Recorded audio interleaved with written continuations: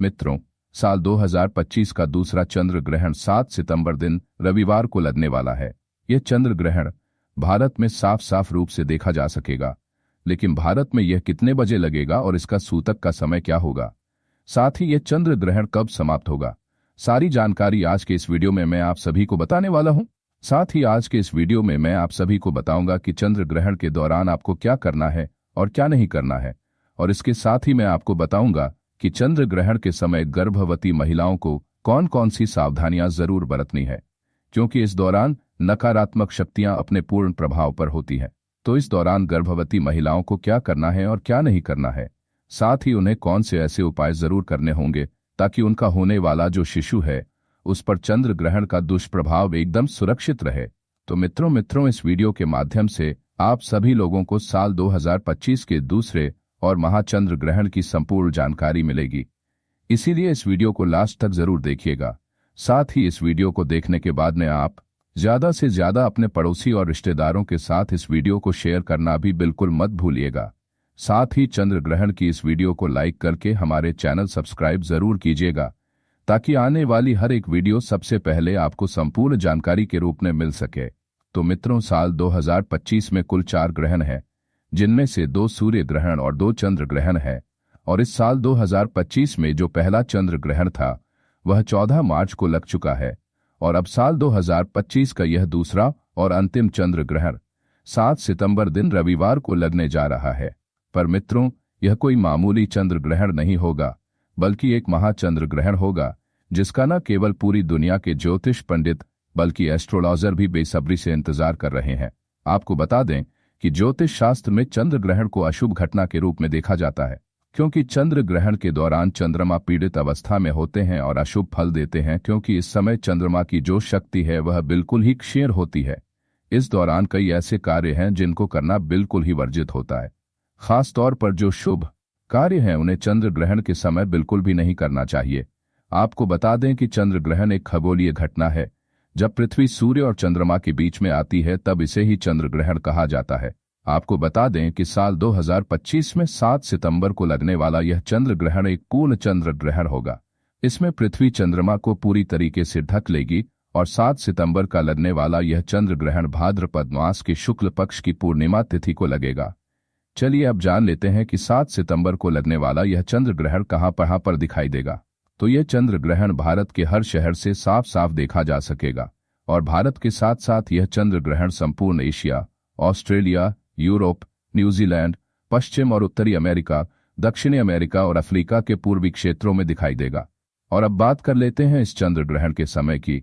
तो मित्रों, भारतीय समय के अनुसार इस चंद्र ग्रहण की शुरुआत 7 सितंबर 2025 की रात 9:58 पर हो जाएगी, और इस चंद्र ग्रहण की समाप्ति मध्य रात्रि उपरांत यानी कि देर रात 1:26 पर होगी।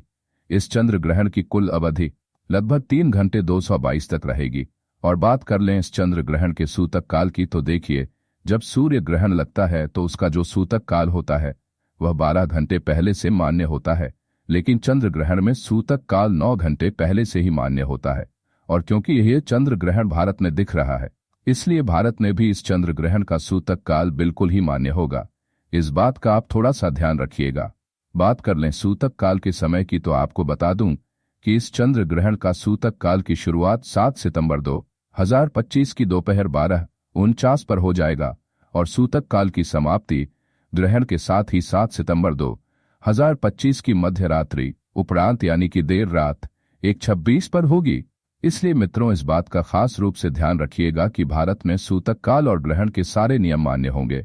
भारत में रहने वाले लोगों को इस चंद्र ग्रहण के समय विशेष रूप से सावधानी बरतनी होगी। खासकर गर्भवती महिलाओं को इस समय विशेष सावधानी बरतने की आवश्यकता होती है, क्योंकि ग्रहण का सीधा प्रभाव गर्भ में पल रहे शिशु पर पड़ता है। इसलिए चंद्र ग्रहण के समय गर्भवती महिलाओं को चांद की रोशनी में नहीं जाना चाहिए, और अपने गर्भ पर ग्रहण की छाया तो बिल्कुल ही नहीं पड़ने देनी चाहिए। साथ ही चंद्र ग्रहण के समय गर्भवती महिलाओं को ज्यादा से ज्यादा भगवान का ध्यान, मंत्र जाप आदि करते रहना चाहिए, या किसी धार्मिक पुस्तक का पाठ करना चाहिए। गर्भवती महिलाओं को नुकीली और धारदार चीजों का प्रयोग इस समय सूतक काल और ग्रहण के दौरान बिल्कुल भी करना वर्जित माना जाता है।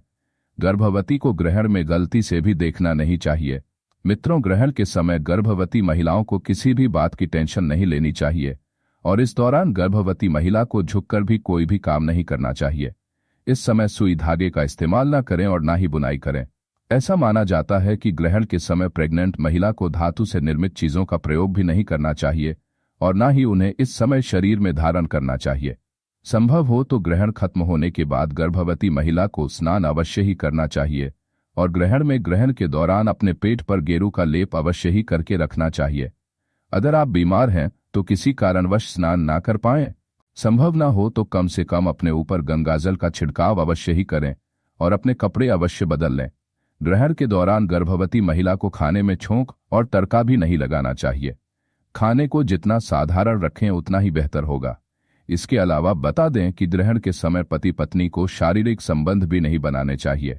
ऐसा करने से आपके घर की सुख शांति खराब हो जाती है। यदि आपकी कुंडली में कोई दोष है तो इस समय ग्रहण के दौरान आप घर से बाहर ना निकलें, खासकर जिनकी कुंडली में राहु केतु का प्रभाव ज्यादा हो। आपको बता दें कि ग्रहण के दौरान तेल मालिश भी नहीं करनी चाहिए। ऐसा करने से त्वचा संबंधी रोगों का सामना करना पड़ता है। दोस्तों, ग्रहण के समय तुलसी के पत्तों का विशेष महत्व होता है। इस समय तुलसी के पत्तों को तोड़ना अशुभ माना जाता है। किसी भी चीज में खाने पीने की जो चीजें हैं उनमें तुलसी दल तोड़कर पहले से ही रख लें और फिर उन्हें जरूर ही डालें। इसके अलावा बता दें कि चंद्र ग्रहण के समय सभी लोगों को कुछ खास बातों का जरूर ध्यान रखना चाहिए, क्योंकि चंद्र ग्रहण का नकारात्मक प्रभाव सभी लोगों के जीवन में देखने को मिलता है। ध्यान रखें कि चंद्र ग्रहण के दौरान बालों में तेल लगाना, भोजन करना, पानी पीना, सोना या बाल बनाना, ये सभी कार्य बिल्कुल ही वर्जित होते हैं। इस दौरान कपड़े धोना, बर्तन धोना, खाना बनाना या फिर ताला खोलना और दंत मंजन करने की भी मनाही की जाती है। अगर आप बीमार हैं, बुजुर्ग हैं या बच्चे हैं या फिर गर्भवती महिला है और इस समय ग्रहण के समय कुछ भी खाने पीने की आवश्यकता हो तो आप ग्रहण के सूतक काल लगने से पहले ही खाने पीने की पूरी तैयारी कर लें और हर एक खाने पीने के सामान में तुलसी दल डालना बिल्कुल भी ना भूलें। इससे उन अन्न और जल में ग्रहण का दोष नहीं लगता है और आप ग्रहण की नकारात्मकता से एकदम सुरक्षित रहेंगे। मित्रों, इसके अलावा चंद्र ग्रहण के समय कोई भी शुभ कार्य नहीं करना चाहिए। आपको बता दें कि ग्रहण के दौरान पूजा भी निषेध मानी गई है। इस दौरान आरती पूजा पाठ करने की मनाही होती है। इस दौरान मूर्ति का स्पर्श करना बिल्कुल ही वर्जित होता है, क्योंकि इस समय प्रकृति सबसे ज्यादा संवेदनशील स्थिति में होती है। यही कारण है कि इस दौरान पेड़ पौधे फूल पत्ते तोड़ना नहीं चाहिए। शास्त्रों के अनुसार चंद्र ग्रहण के दौरान नाखून काटना, बाल काटना, दाढ़ी बनाना अशुभ माना जाता है।